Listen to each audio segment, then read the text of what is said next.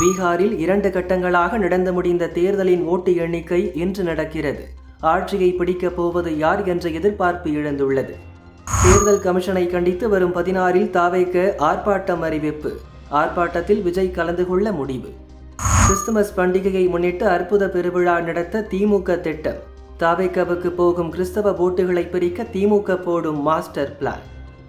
11 கோடி ரூபாய் பணம் பறிமுதல் செய்யப்பட்ட வழக்கில் எம்பி கதிரானந்த் ஆதரவாளர்கள் ஆஜராகாவிட்டால் ஜெயில். கதிரானந்துக்கு கோர்ட் எச்சரிக்கை.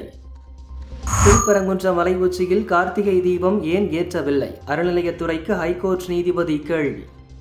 ஸ்ரீ சத்திய சாய்பாபாவின் 100ஆண்டு விழாவை முன்னிட்டு சித்ராவதி ஆற்றில் லேசர் ஒளி காட்சியில் தெரிந்த சாய்பாபா. லேசர் ஒளியில் ஜொலிக்கும் புட்டவர்த்தி. டெல்டா மாவட்டங்களில் வரும் 16ஆம் தேதி முதல் கனமழைக்கு வாய்ப்பு. சென்னை வானிலை மையம் அலர்ட்.